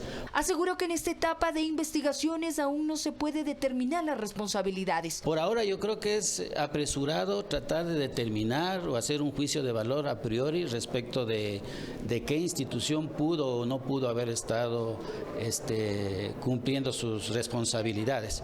Yo pienso que hay que dejar que las investigaciones avancen. La avioneta que se accidentó en Tumbes, en Perú, es de propiedad de Alfredo Adún, empresario cercano al expresidente Abdalá Bucaram. La Fiscalía allanó las oficinas de la compañía aérea desde donde salió Daniel Salcedo. Valeria Villarroel, Ecuador TV. 7 de la mañana con 10 minutos y en este momento establecemos contacto vía videoconferencia con el ingeniero Enrique Pita, vicepresidente del Consejo Nacional Electoral, para conversar en los siguientes minutos sobre temas relacionados al trabajo de este poder del Estado y también las reacciones y las impresiones que se tienen desde el Consejo Nacional Electoral frente a estos casos de corrupción que han saltado a la luz pública en el transcurso de estos últimos días. Buenos días, ingeniero. Gracias por acompañarnos. Gracias, un honor estar acá con usted. Saludos. Muchas gracias, muy gentil. Bueno, hemos visto con asombro y con indignación también cómo estos casos de corrupción se están presentando ante la opinión pública. Han habido acciones ya por parte de la Fiscalía General del Estado, acompañado por el apoyo del Ministerio de Gobierno, la Policía Nacional. ¿Cómo interpretar desde la función electoral estos temas que están afectando sin duda al componente social ecuatoriano? Bueno, obviamente sino mirar lo que corresponde o lo que es parte del mundo electoral en el cual nosotros desarrollamos nuestras actividades. Pero no puede dejar de tampoco, como ciudadano, tener una opinión. Claro que todos estos asuntos son parte de un estado de corrupción que nos está afectando a todos en el país. No es posible la desfachatez, por llamarlo de alguna manera, la frescura o la forma como se hacen ciertas cosas. Hay situaciones que han sido secreto a voces en este país y que nunca han merecido la atención por parte de la justicia, por parte de quienes le correspondía investigar. Y lamentablemente se ha permitido que esto se vaya dando y que hoy pues todos tengamos vergüenza ajena por esta desfachatez, como lo dije hace un momento, con la que actúan estos delincuentes. Claro que sí, ingeniero Pita. Entre estos casos que se están investigando, que estarían relacionados a eventuales actos irregulares y de corrupción, figura, por ejemplo, la participación de un asambleísta, Daniel Mendoza, que está involucrado en una trama eventualmente de corrupción. Y también hemos conocido en el transcurso de los últimos días la posibilidad de la existencia de un movimiento político que sería o que estaría a cargo del asambleísta Daniel Mendoza y que fue registrado e inscrito desde el año anterior. ¿Qué información se tiene sobre este tema y esta existencia de este movimiento político relacionado al asambleísta ahora investigado? En el campo electoral, el asunto del movimiento al cual usted está haciendo referencia es un tema que nos llamó la atención. A mí en lo personal me llamó la atención la celeridad con la que se conocieron, se aprobaron firmas, se registraron una serie de actividades a nivel del Consejo Nacional Electoral para la aprobación de este movimiento. En lo personal también existía ciertas certezas, por llamarlo de alguna manera, de que efectivamente guardaba esto relación con el asambleísta Mendoza. Consecuente con la inquietud que estamos mencionando, de alguna manera mirábamos con detenimiento cómo se daba la oportunidad para que este movimiento sea aprobado justo cuando se dio el juicio político a la presidenta de la institución. Hoy, y confieso que muchas de las denuncias que se están haciendo públicamente por parte de un medio periodístico digital nos ha cogido de sorpresa. Pero sí es cierto también que habían ciertas evidencias de la importancia que tenía el asambleísta Mendoza o su influencia en ciertas decisiones que se tomaban. No podemos olvidar, por ejemplo, el hecho de que el padre del asambleísta Mendoza fue aprobada su candidatura a pesar de que hubo un informe negativo por parte de la delegada del Consejo Nacional Electoral en Manabí que establecía que no se había cumplido con el trámite de democracia interna. No obstante aquello, quienes hacen la mayoría en el Consejo Nacional Electoral aprobaron esa candidatura. Eso, desde mi punto de vista, fue irregular. Posteriormente, ya en la Asamblea, cuando se produjo el juicio político, pues todos pudimos ver, todos fuimos testigos de cómo el manejo de los votos a última hora permitió pues que el juicio político no pase al pleno. Ojo, quiero ser enfático, no significaba que con esto ya el juicio político estaba cerrado y que la presidenta iba a ser censurado. No, iba a pasar al pleno para que tenga otra instancia en la cual se iba a tramitar esta situación. Pero claro, fue bloqueado en ese momento con los votos con la ausencia del asambleísta Mendoza y con el voto de su suplente. Esto llama la atención, definitivamente que sí. Vicepresidente Pita, solamente para tener una mayor claridad en torno a este tema, sería importante dejar claro a la ciudadanía qué es lo que ha pasado con este movimiento político, con esta organización política en el transcurso de los últimos meses, de los últimos años. Según declaraciones de la propia presidenta del Consejo Nacional Electoral, Diana Tamaint, el asambleísta Mendoza es parte de un movimiento provincial, según lo dijo ella, con la denominación de esta organización política que se llamaba Mejor EC y que era de carácter provincial. Mendoza, decía la presidenta, es su presidente y fue reconocido y recibió personería jurídica el 18 de mayo del 2018, cuando el CNE estaba presidido por Nubia Villasís. Eso lo dice hace pocos días la presidenta del CNE, Diana Tamaint. Pero también menciona que el 21 de enero de este año, Mejor EC, esta organización política que figura muy vinculada a Daniel Mendoza, pide cambiar su nombre y deja de llamarse Mejor EC y pasa a llamarse con el nombre de Amigo. Cumple las firmas, estatus, directivas. Y el 3 de febrero de 2020, el CNE inscribe a Amigo. Debemos entender que este movimiento político llamado Amigo está vinculado directamente a Daniel Mendoza.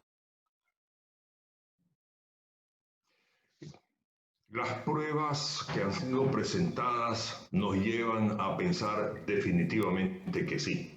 Ayer me enteraba, por ejemplo, que investigando el medio periodístico que ha hecho la denuncia pertinente sobre esta situación, de que el teléfono de la organización política pertenecía a al chofer del asistente que hoy está preso del asambleísta Mendoza. Y por supuesto, insisto en temas relacionados a que todos conocemos la influencia que el asambleísta Mendoza ha tenido en el Consejo Nacional Electoral. Como dije en su momento, el padre del asambleísta fue aprobada su candidatura sin pasar por el proceso de democracia interna por decisión de la mayoría. Posteriormente, una persona de mucha confianza del asambleísta Mendoza fue designada para un cargo importante institucional, un cargo de confianza muy importante institucional, y fue dado de baja cuando se evidenció su vinculación con la organización política del expresidente Correa. Y había sido promovida por el asambleísta Mendoza y que después ha terminado siendo gerente de un hospital de Manabí.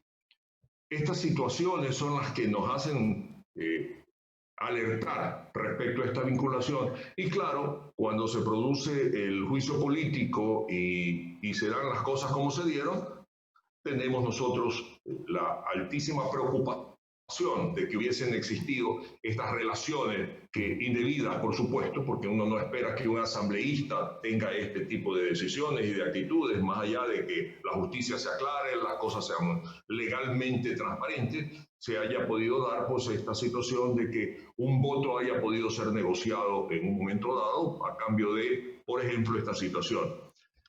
Ingeniero Pita. Aprobar una orden. Ingeniero Pita, y frente a estas circunstancias que son muy delicadas y que atañen estrictamente a la función electoral, ¿qué se va a hacer?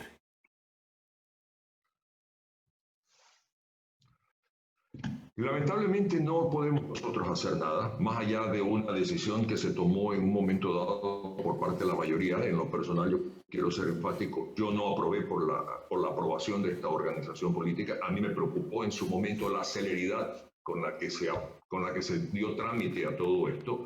Me preocupaba el que siendo un movimiento de carácter nacional, lo cual implicaba una recolección de firmas en todo el país, no se haya podido, lo hayan podido hacer en tan poco tiempo. Me preocupaba el hecho de que si las firmas habían sido auditadas en una forma profesional, como lo tiene que hacer el Consejo Nacional Electoral, no tenía conocimiento quién hizo y en qué momento hizo el Consejo Nacional Electoral esa auditoría de firmas y revisión de firmas. Por lo tanto, me abstuve de votar. ¿Qué podemos hacer? Las manos están, en este momento la situación está en manos de la Contraloría General del Estado. El asambleísta Flores ha pedido a Contraloría General del Estado que haga un examen de esta situación. Si se demuestran irregularidades, por supuesto será dada de baja esta organización política. Pero mientras tanto, de forma autónoma, el Consejo Nacional Electoral no podría decidir el futuro o la permanencia o la presencia en el ámbito político electoral de esta organización, que no sé si esté cumpliendo con la normativa establecida en el país en materia electoral, pero que sí al momento registra ciertos cuestionamientos por su vinculación con un asambleísta que ahora es investigado por presuntos actos de corrupción. Lamentablemente, esta documentación que reposa en la institución no está a disposición de quienes somos los consejeros de la misma. Una forma de aclarar esto sería que toda esta documentación, todos estos informes, tengamos nosotros la posibilidad como consejeros de mirarlos. Podamos mirar las fichas con las que se recogieron firmas para ver si efectivamente las firmas respaldaban ese movimiento o no fueron las firmas que respaldaban otro movimiento que fue al final del día se dejó de lado. Por lo tanto, nosotros como consejeros podríamos hacer una investigación desde nuestras propias oficinas para saber la idoneidad y si se hicieron las cosas en una forma correcta. Pero eso es una decisión que está en manos de la máxima autoridad de la institución. La otra situación es simplemente esperar que Contraloría termine su trabajo y que si lo hace, porque simplemente existe una petición y no conocemos si Contraloría ya se ha pronunciado al respecto, para saber en profundidad qué se va a hacer. Por lo tanto, insisto y recapitulo, si la autoridad máxima de la institución tiene la decisión de aclarar esto, que nos permita a nosotros, consejeros, mirar todo el expediente en profundidad. de tal manera que podamos hacer un juicio de valor sobre cómo se hizo el trámite. Ok, ingeniero Pita. Bueno, hay otro tema también que está un poco generando expectativa y que próximamente también habrá que tomar una decisión frente a ello. El 7 de febrero del 2021, los ecuatorianos debemos acudir a las urnas para las elecciones generales. Pero frente a ese escenario y cómo se encuentran las condiciones y la realidad al momento que estamos viviendo en medio de una emergencia sanitaria, es posible que se tengan que tomar ciertas modificaciones para cumplir con ese derecho constitucional. ¿Qué es lo que se está pensando hacer desde el interior del Consejo Nacional Electoral para que los ecuatorianos podamos llegar a las urnas bajo las medidas de seguridad necesarias y cumplir con este derecho? Personalmente venir insistiendo en la necesidad de reformar ese calendario electoral.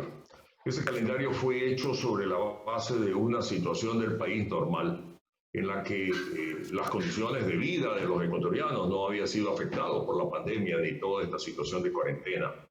Hoy el país, después de una paralización de más de 2 meses, recién está parcialmente retomando sus actividades. Dicho eso, yo he considerado y he sido persistente en decir que ese calendario tiene que ser reformado, porque tiene fechas como, por ejemplo, le menciono una, 14 de este mes vence el cambio de domicilios y 19 de este mes vence la elaboración, tener el padrón listo. Eso no puede ser posible porque sería restringir el derecho de ecuatorianos de poder intervenir cómodamente en el próximo proceso electoral porque no se han cambiado su domicilio. Y de ahí para adelante hay una serie de actividades que las organizaciones políticas van a tener que cumplir que están demasiado complicadas en el tiempo que está establecido en el calendario. Pero mire usted, ayer se realizó un consejo consultivo de organizaciones políticas y todas las organizaciones políticas han demandado que el Consejo Nacional Electoral revise ese calendario a efecto de ajustar los plazos en una mejor forma que se pueden hacer sin afectar las fechas topes y las fechas hitos. ¿Qué significan esto? Las fechas de posesión de nuevas autoridades. Por lo tanto, esa es nuestra obligación hacerlo, que lamentablemente no ha querido ser atendida por la mayoría del Consejo Nacional Electoral y que hoy, por presión de las organizaciones políticas, recién entiendo que van a querer mirar ya en profundidad si es posible o no, que si es posible de mi concepto, ajustar ese calendario para permitir actividad. No se ha decidido, por ejemplo, cuál es el sistema de elección que vamos a llevar, cuál es el sistema de votación. Luis Verde Soto y Enrique Pita hemos sido persistentes insistentes en una alternativa, voto telemático, que es a distancia, y el voto presencial. Hemos considerado que es el mejor porque así usted, yo y muchos ecuatorianos que tenemos acceso a Internet y podemos hacerlo, nos empadronamos y hacemos el uso de esa posibilidad. Y en aquellos sitios en los que no hay Internet o las personas no se sienten cómodas utilizando ese recurso, pues van a utilizar la votación presencial. Eso permite disminuir el número de personas que van a un recinto electoral y obviamente las consecuencias de contaminación, etcétera, etcétera, y de contagio. Claro, la propuesta que ustedes están planteando es una propuesta híbrida, entonces, la que está apoyando usted como vicepresidente del Consejo Nacional Electoral y que cuenta con el apoyo del consejero Luis Verde Soto. Hacer una parte, cumplir con esta obligación del voto de manera presencial y otra vía telemática. Pero también hay consejeros, por ejemplo, la propia presidenta Diana Tamaint y el vocal José Cabrera, que plantean la posibilidad de llevar a cabo una votación segmentada en 3 días. Durante 3 días, la población de forma progresiva debería llegar a las urnas para cumplir con este derecho al voto. La noticia, mi amigo, es la siguiente. Luis Verde Soto y yo hemos decidido no seguir impulsando esta iniciativa por una simple razón. La ciudadanía y las organizaciones políticas no tienen confianza en esta iniciativa. Desconfían del Consejo Nacional Electoral manejando un proceso tan delicado. Eso nos lleva a pensar que mejor es no hacer algo porque no existe la decisión interna de la institución. Usted no puede poner a dormir un proceso tan delicado como es el voto telemático con el enemigo. Si no hay la decisión institucional y hay la desconfianza de la ciudadanía y las organizaciones políticas de esa institucionalidad y de quienes manejan la institución, obviamente no es un sistema o una alternativa viable. Por lo tanto, la hemos nosotros retirado y ha quedado la posibilidad, que es la que hoy creo se va a comenzar a manejar, hasta tomar decisiones finalmente, es hacerla en un solo día, pero aumentando los recintos electorales, porque tampoco se puede hacer en 3 días, va en contra de la ley y también tiene serias cuestionamientos sobre la parte de seguridad y obviamente sobre los costos finales. De acuerdo. Pero hacerla en un día. De acuerdo, queda claro entonces. Lo que sí se podría hacer es un reajuste del calendario electoral que eventualmente podría modificar la fecha de votaciones que está prevista para el 7 de febrero. ¿Se podría modificar esa fecha? Totalmente sí, se puede. ¿Cuánto más se podría postergar? Porque el 24 de mayo del 2022 habría que ya posesionar a las nuevas autoridades. Esas son las fechas hitos que no se pueden mover. Usted no puede, usted tiene que organizar un proceso manteniendo los plazos para que cumpla con el proceso de tal manera que ya tenga declarados los ganadores y quienes son elegidos por el pueblo ecuatoriano para ocupar la función en las fechas en las que están establecidas en la Constitución. Hoy, como está establecido el calendario, sí se puede ajustar de tal manera que se mejoran los días para la actividad no solamente institucional, sino la actividad propia de las organizaciones políticas. Y eso es algo que ayer ha sido reclamado por las organizaciones organizaciones políticas y posiblemente recién ahora quienes rigen los destinos de la institución, quienes hacen mayoría, han tomado la decisión de atender eso que nosotros, Luis Verde Soto y Enrique Pita, hemos venido persistentemente insistiendo, obviamente sin éxito. Muchas gracias, ingeniero Pita, por la información compartida. A sus órdenes, buenos días. Gracias, buen día también para usted. Agradecemos al ingeniero Enrique Pita, vicepresidente del Consejo Nacional Electoral, por ofrecernos información relacionada a la existencia de una organización política que tiene vinculación con el asambleísta Daniel Mendoza, actualmente investigado por presuntos actos de corrupción, y también esta organización interna que se debe llevar a cabo en el Poder Electoral para garantizar la realización de los comicios el próximo 7 de febrero de 2021. 7 de la mañana con 29 minutos. Vamos a una pausa, regresamos en breve.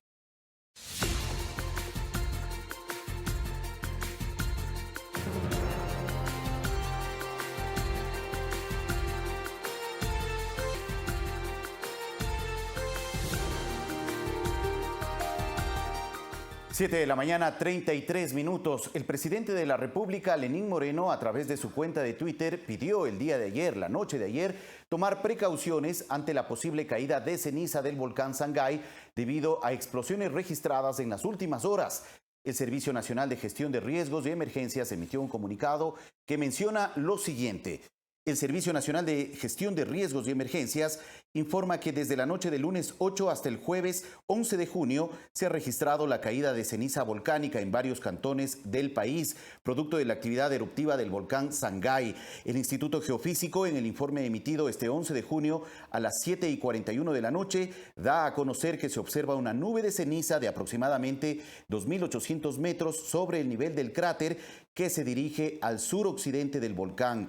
En comunicados anteriores se explica que este fenómeno ha sido persistente dentro del actual periodo eruptivo que inició en mayo de 2019. Con base en el informe del Instituto Geofísico, se prevé que en las próximas horas una eventual caída de ceniza en las zonas ubicadas en el trayecto de esta nube por efecto de las corrientes del viento, mismas que pueden variar su dirección debido a las condiciones meteorológicas.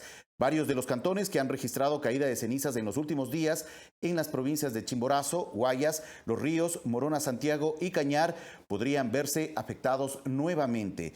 Se pide a la ciudadanía mantener la calma y tomar las debidas precauciones, como cubrirse la boca y nariz con mascarilla para evitar respirar partículas de ceniza, no frotarse los ojos o lavarlos con agua limpia, recoger la ceniza y depositarla en una funda de basura, es lo que recomienda la Secretaría o el Servicio Nacional de Gestión de Riesgos y Emergencias.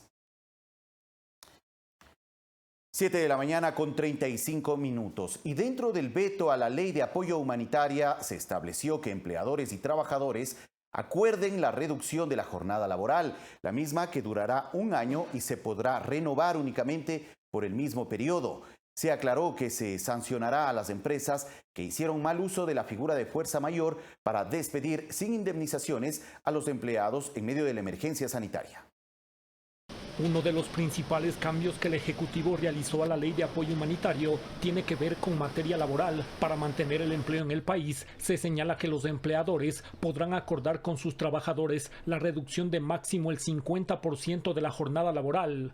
Asimismo, se establece que el pago del salario corresponderá en proporción a las horas efectivamente trabajadas y que no será menor al 55% del sueldo fijado previo al acuerdo entre las partes. Buscamos que en un acuerdo empleador-empleado logremos que no se despidan a trabajadores, se lleguen a acuerdos de cualquier tipo que nunca perjudiquen el sueldo mínimo. De ninguna manera se podrá bajar del sueldo mínimo para estos acuerdos, y ese empleador se beneficiará de un crédito de Reactívate Ecuador, y mientras dure este proceso de que se reducen o las jornadas o hay un acuerdo en los beneficios económicos del empleador, ese empleador no podrá recibir utilidades. Los acuerdos entre empleadores y trabajadores para dar paso a la reducción de la jornada laboral podrá efectuarse durante un año con la posibilidad de renovarse únicamente por el mismo periodo. Esto lo que busca es que en una situación difícil todos pongan el hombro y que preservemos el empleo, que es nuestra primera prioridad.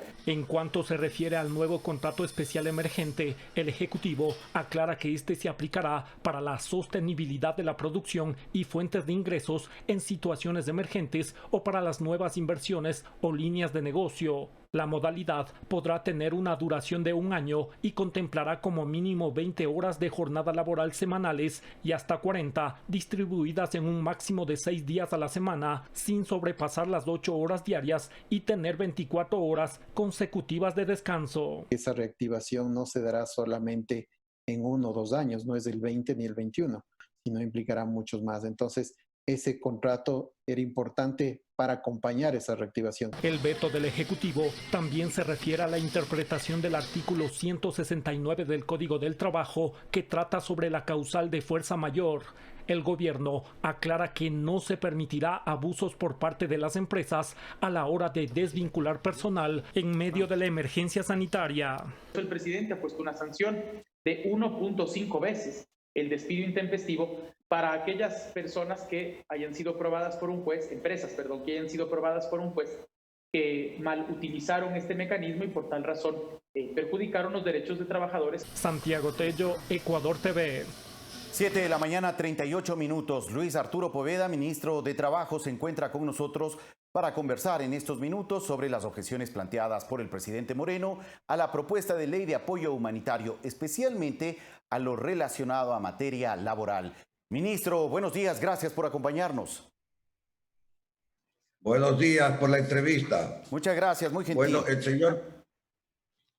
buenos días. El señor presidente de la República, pues como todos conocemos, realizó un veto parcial al proyecto de ley de apoyo humanitario para permitir enfrentar así el impacto del COVID-19. Ecuador enfrenta 3 crisis, como sabemos, la crisis sanitaria, económica y social. Ministro, ¿qué aspectos Es necesario indicar que el objetivo del proyecto de ley es facilitar acuerdos necesarios ante la crisis. Es así como podemos llegar a grandes acuerdos entre empleadores y trabajadores, entre acreedores y deudores, precautelando siempre el empleo, impulsar la reactivación para garantizar el bien común. Al Ecuador lo levantamos todos, solo trabajando, juntos podemos reactivarnos y así salir adelante. Ministro, con estas objeciones parciales presentadas por el presidente de la República a la propuesta de ley de apoyo humanitario, ¿qué se está corrigiendo, qué se está ajustando en materia laboral? Bueno, en materia laboral, como usted entenderá, se ha ajustado en cuanto a la forma de llevar los acuerdos. Es decir, que son mecanismos legales que permiten preservar el trabajo, precautelando los principios constitucionales, que es muy importante. Además, no se podrá bajo ningún concepto afectar el salario básico unificado o los salarios sectoriales determinados para jornada completa o su proporcionalidad en caso de las jornadas reducidas. Entonces, eso es un gran cambio que se hace en el veto parcial del señor presidente. Este acuerdo podrá ser propuesto por cualquiera de las partes de la relación laboral. Los empleadores deberán presentar de forma clara y completa los sustentos de la necesidad de suscribirlos para que el trabajador tome una decisión bien informada, y el Ministerio del Trabajo tendrá la obligación de supervisar, de vigilar el fiel cumplimiento de estos acuerdos que tienen que enmarcarse dentro de las normas constitucionales y las normas legales, respetándose siempre los derechos de los trabajadores. Ministro. Además, el acuerdo debe ser bilateral y directo, y siempre se tendrá preferencia sobre cualquier otro acuerdo o contrato. Esos son el veto del señor presidente.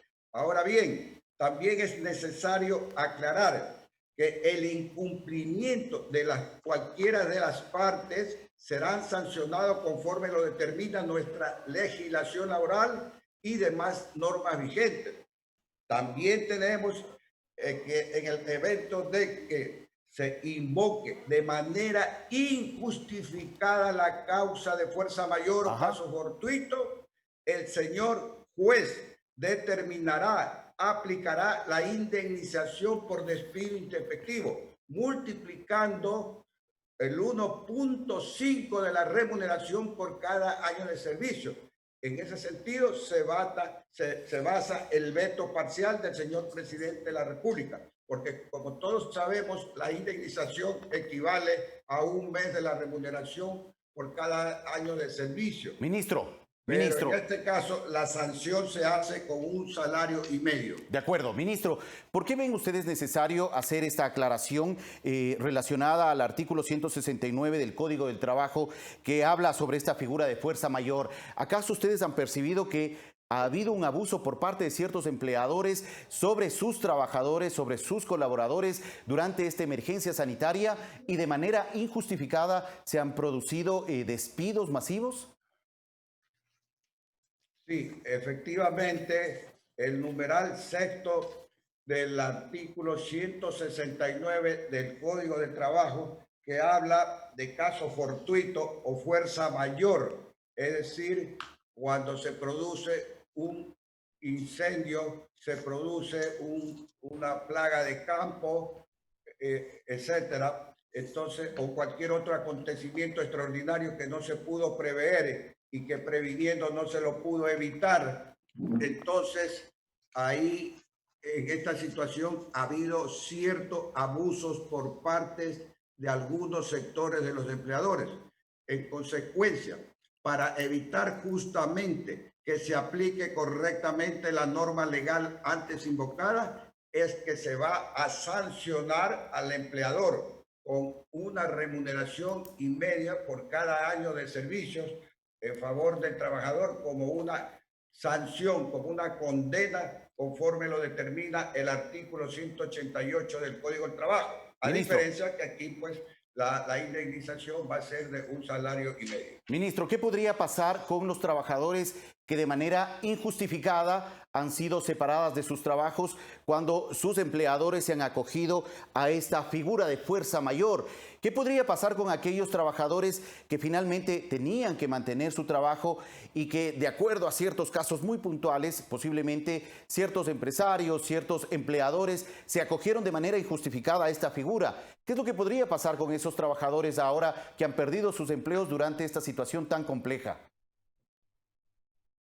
Bueno, lo que podría pasar, como usted lo indica, en el evento que el empleador no ha justificado, no ha determinado cuál fue el motivo por el cual aplicó la causal sexta del artículo 169 del Código del Trabajo. Esto es, que haya imposibilidad del trabajo. Eso nos indica la causal sexta, que el caso fortuito o fuerza mayor que imposibilite el trabajo, ¿verdad? O cualquier otro acontecimiento extraordinario que no se pudo prever y previsto no se lo pudo evitar. De tal suerte que si el empleador no aplicó bien la causal, tal como está determinada de manera expresa en la ley, será motivo de que sea sancionado como despido intempestivo y como consecuencia será condenado al pago de una indemnización que establece el artículo 188 del Código del Trabajo. Pero en estos además casos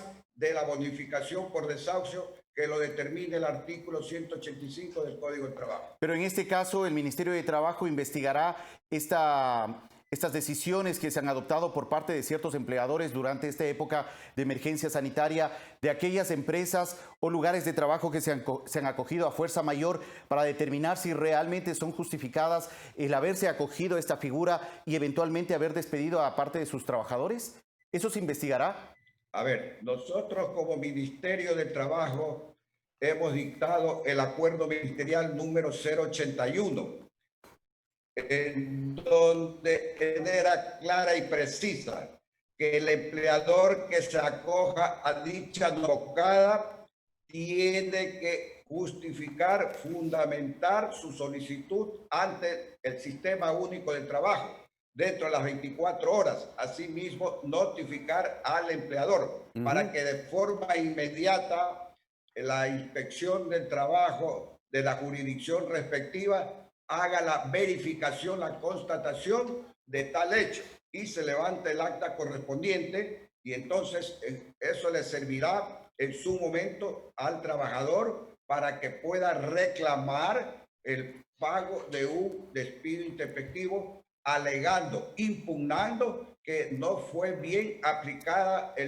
la normativa del numeral sexto del artículo 169 del Código del Trabajo. Ministro, ¿tienen cuantificado ustedes cuántas empresas se han acogido durante esta época de emergencia sanitaria a la figura de fuerza mayor y cuántas personas, cuántos trabajadores han perdido su empleo a causa de la utilización de esta figura? Bueno, tenemos en cuanto a la terminación por caso de, le tengo el dato, por caso del artículo 169, numeral 6, se han acogido 16.820 contratos terminados aplicando esa causal. Y en total, a la fecha, tenemos que se han terminado 174.000 contratos individuales de trabajo por parte de los empleadores. De acuerdo, ustedes entonces seguirán de cerca estas decisiones para eventualmente también determinar si hubo o no un abuso por parte de ciertos empleadores sobre la utilización de la figura de fuerza mayor. Por supuesto, nosotros como Ministerio de Trabajo estamos día a día haciendo las inspecciones correspondientes, porque esa es nuestra obligación en estos momentos, más aún de crisis sanitaria que vive el país, crisis económica y crisis social. Entonces tenemos que hacer que se respeten los derechos de los trabajadores, que se cumpla el empleador con sus obligaciones. Es una de las de lo que nos corresponde como Ministerio de Trabajo. ¿Y qué hacemos una vez que se hace la inspección? Se levanta una acta y esa acta, pues, luego de la verificación de que hay incumplimiento de parte del empleador de obligaciones, se establece mediante un trámite la sanción correspondiente. Eso es lo que está en este momento el Ministerio de Trabajo actuando día a día. Listo, muchas gracias, ministro, por la información compartida. Gracias a usted. Muy gentil, muchas gracias. Agradecemos al ministro de Trabajo, Luis Arturo Poveda, por ofrecernos información sobre esta objeción parcial del presidente de la República a varios artículos, a 32 artículos de la propuesta de ley de apoyo humanitario y especialmente a lo que está relacionado al ámbito laboral. 7 de la mañana, 49 minutos. Vamos a una pausa. Regresamos en breve.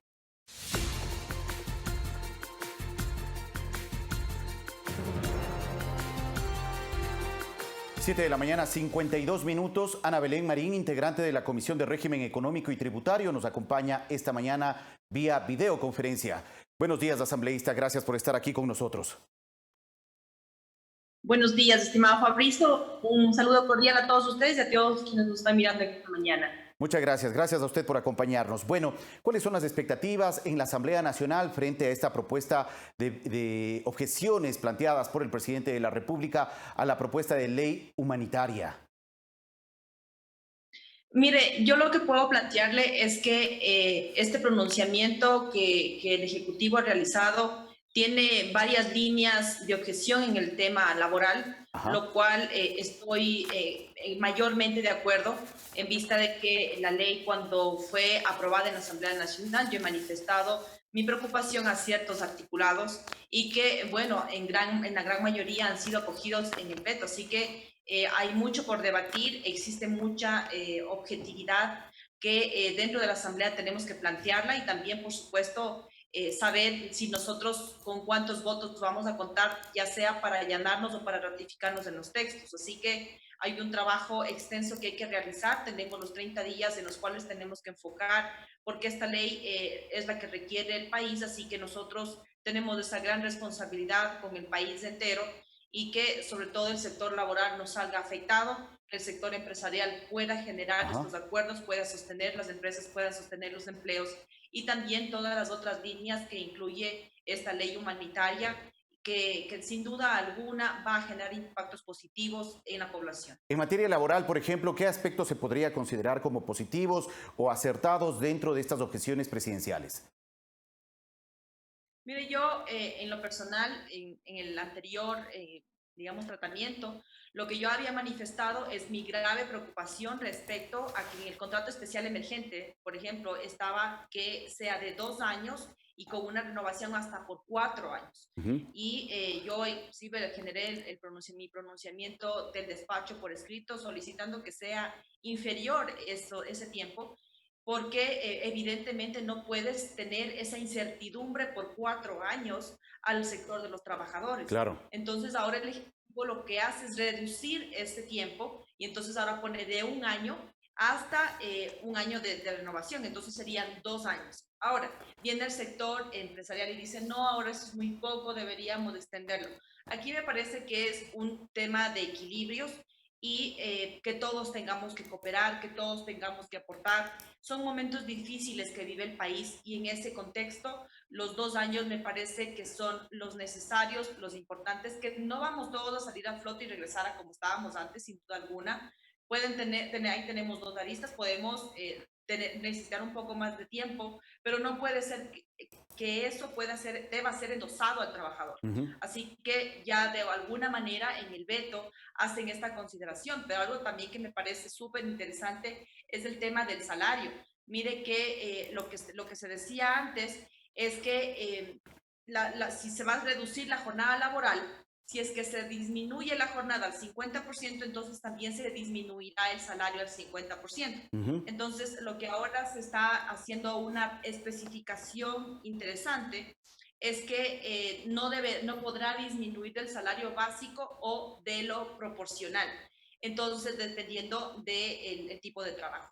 Esas especificaciones son muy interesantes porque, claro, la preocupación nuestra ha sido que, no hablo como bancada, sino en lo personal y con algunos colegas asambleístas, que no puede ser que se disminuya al 50% el tema del salario, cuando son ya derechos adquiridos. Entonces, aquí, qué bueno que se ha reconsiderado esto en contexto, pero por otra línea, yo creo que en el tema laboral se han dado grandes aportes, grandes, digamos, intereses muy, muy importantes, como por ejemplo, cuando ya tienen que llegar también a los acuerdos entre las partes, ¿no es cierto?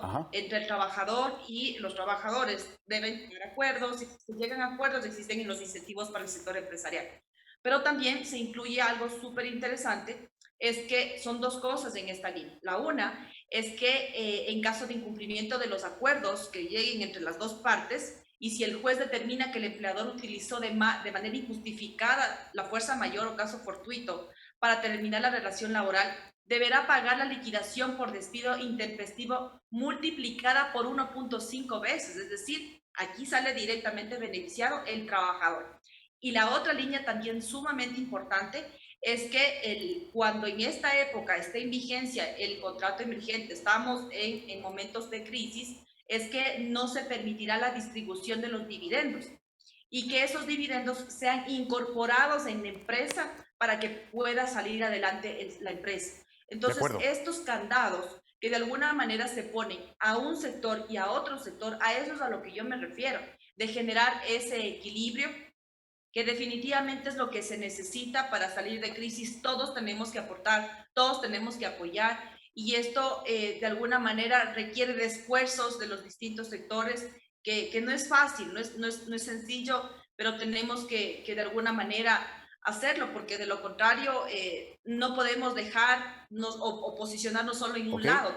Debemos tener una posición holística, y que esa posición holística permita que los sectores que generan empleo, los sectores productivos, no dejen de generar, por ejemplo, divisas, y que este crecimiento productivo paulatino vaya enfocado a sostener el empleo, a que los empleadores no desistan de una reducción de capital, y que por supuesto esa reinversión de la empresa tenga la posibilidad de sostener a sus empleados y pagarlos de manera adecuada. Claro que sí, asambleísta. Ya estamos cerrando, se nos acaba el tiempo, pero recordemos brevemente, muy puntualmente, cómo están los plazos para ya aprobar esta propuesta de ley.